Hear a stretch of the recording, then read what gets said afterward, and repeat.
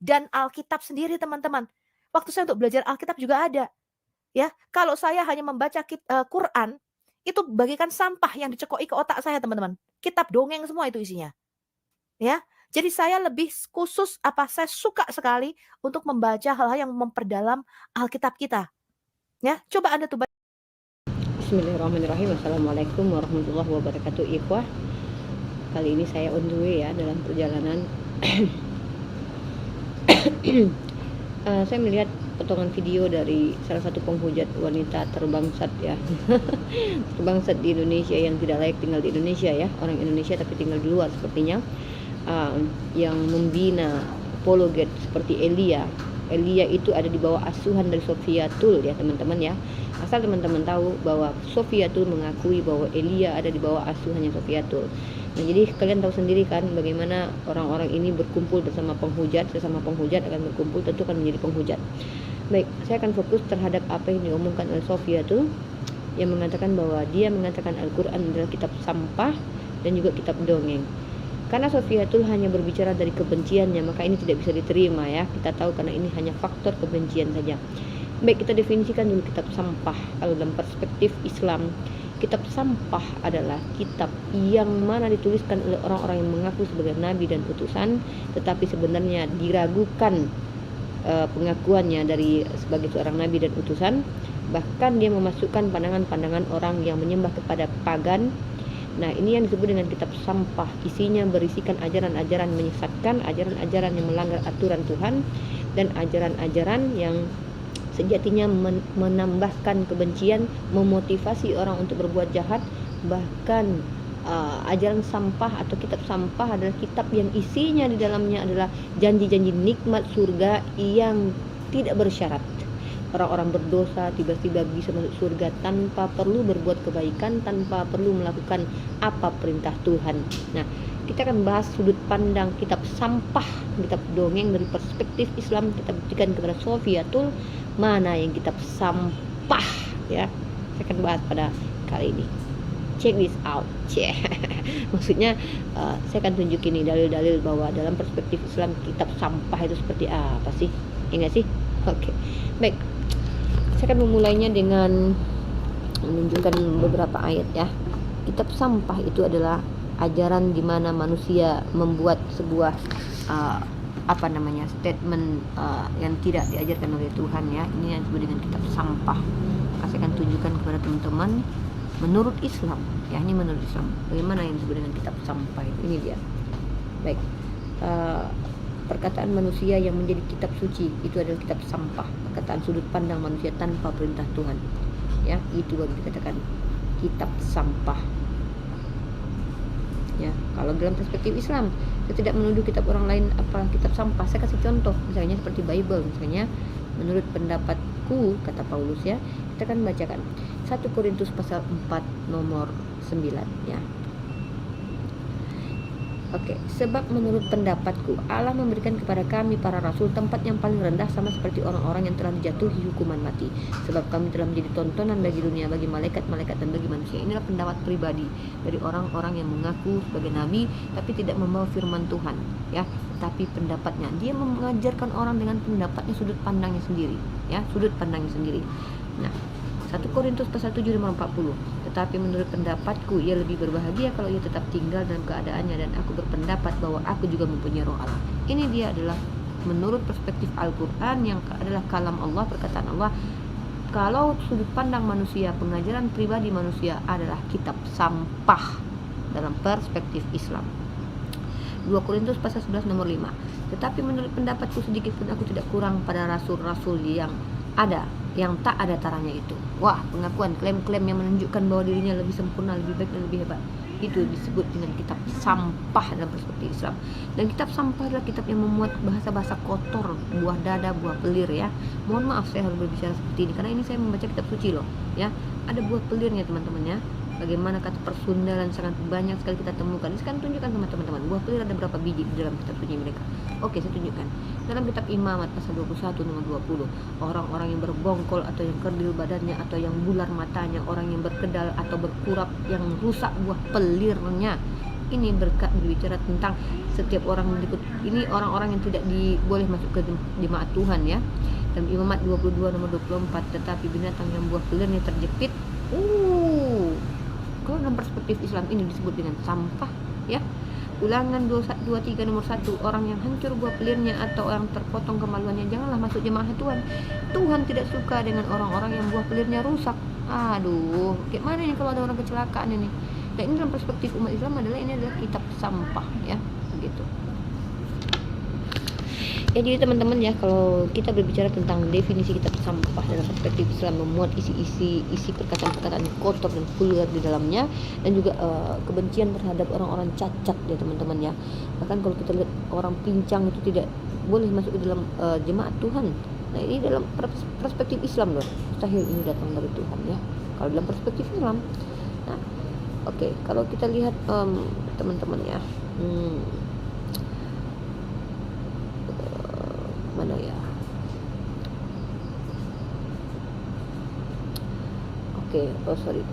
Ini bicara tentang orang-orang yang memiliki cacat tubuh ya, bongkol, orang kedil, orang cebol, buah pelirnya hancur, itu tidak boleh masuk ke jemaat Tuhan. Tuhannya seolah-olah rasis kalau saya baca di sini, ngeri sekali nih ya. Nah kemudian kalau kita lihat buah dada, berapa kata-kata buah dada di dalam sini teman-teman ya, buah dada, maka kita akan lihat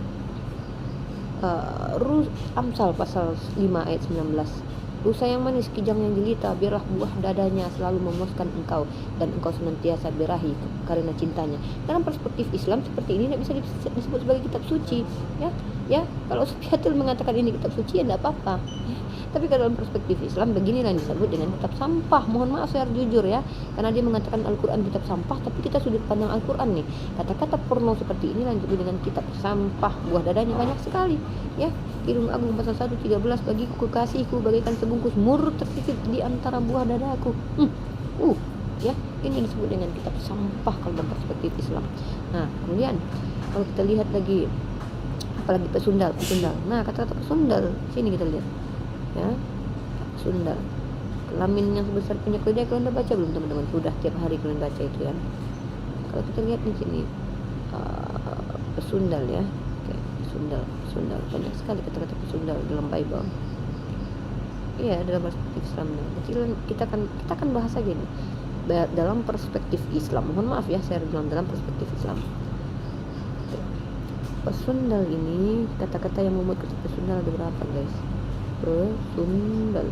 Ini pesundal itu mana nih? Kita lihat sundal. Nah, kalian akan melihat dalam beberapa ayat sundal ini. Saya tunjukkan kepada kalian. Kejadian 34:31 sundal, Kejadian 38:15 sundal, Kejadian 38:24 sundal, Imamat 19:9 sundal. Kata sundal. Oke, itu ya, ini banyak ini sebenarnya teman-teman kalau mau lihat ya. Belum lagi kata-kata tumpas, bunuhlah, tumpas. Baca nih. Tumpas ya, berapa kata tumpas ini? Kalian lihat nih. Tumpas nih. Keluaran 22:20, Imamat 27:29, Ulangan 2:13, Ulangan 7:26, Ulangan 3. Sundal, tumpas, bunuhlah. Sundal, tumpas, bunuhlah. Birahi, kata birahi. Apa kata birahi di sini? Buah pelir, buah dada. Kejadian 3:16. Ya kan? Kejadian 18:12, Kejadian 39 ayat 7.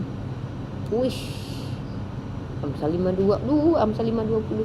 Birahi, sundal, tumpas, buah pelir, buah dada. Isi kitab suci ini kalau dalam perspektif Islam ini dikatakan sebagai kitab sampah. Mohon maaf saya harus jujur ya, dalam perspektif Islam memang tidak layak disandingkan dengan Al-Quran ya.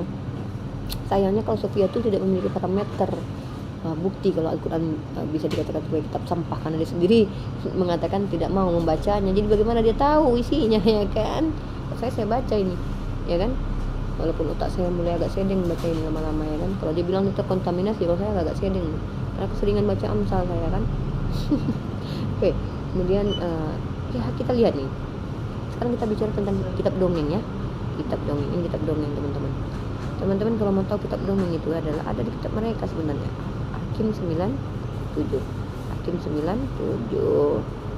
Jadi kalau kita mau lihat kitab penuh dengan sampah menurut perspektif Islam ya, sorry ya Sophie Kastul ya, karena kamu menuduh Al-Quran saya kitab sampah, saya tunjukkan kepada kamu bagaimana kitab sampah dalam perspektif Islam. Kamu lihat Hakim pasal 97. Di sini kalau kamu melihat dalam tafsir Yerusalemnya, nah kamu baca ini Sob Katul, Sob Katul mental baca ini. Sajak yang dibawakan Yotam ini berupa fabel, ialah dongengan di mana makhluk-makhluk yang tidak beraksi, pohon, bintang dan sebagainya berlaku sebagai manusia. Dalam kitab dalam kitabmu yang ada Sofiatul, dongengnya, kata-kata indah mutiara, buah dada, tumpas-tumpas, buah pelir. Oh Tuhan, belum lagi bagaimana Tuhan bersikap aneh ini.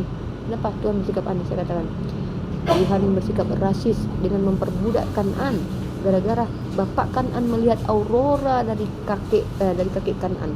Tuhan sumpah ini si Kan'an menjadi budak.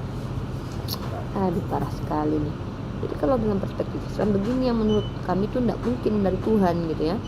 Nah, Kejadian pasal 19 nomor 18, anak-anak Nuh adalah diantaranya Ham, cucunya Kan'an. Kemudian Kejadian 9:22, bapak Kan'an melihat aurora dari kakeknya. Kemudian Kejadian 9:25, Kan'an dikutuk jadi budak. Kayak gini Tuhan ini ngutuk-ngutukin orang kerjaannya. Kata kutuk berapa? Kata kutuk kita lihat ini, wah ini parah kali nih. Kutuk banyak kali. Banyak kali kutuk. Lihat kalian kutuk banyak kali kata kutuk di dalamnya. Kalian searching kata kutuk banyak banget bang. Galatia pasal 3:13, Yesus pun terkutuk. Parah. Ini Sofiatul. Kalau menurut Islam itu kami tidak bisa terima kitab seperti ini. Kami katakan sebagai kitab sampah ya, yang bertemu di tong sampah ya. Ini ya. Bentar.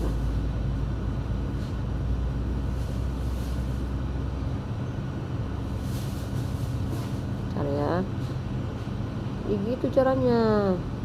Kalau cuman dari kebencian saja nggak bawa data ya nggak asik itu, karena orang tahu kau benci kepada umat Islam, jadi kami tidak dengarkan kau. Kalau seandainya saya itu punya alasan dan punya dasar dalam perspektif Islam ya, ini contohnya.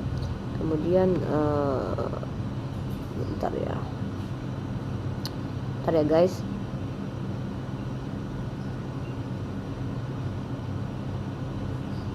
Bentar.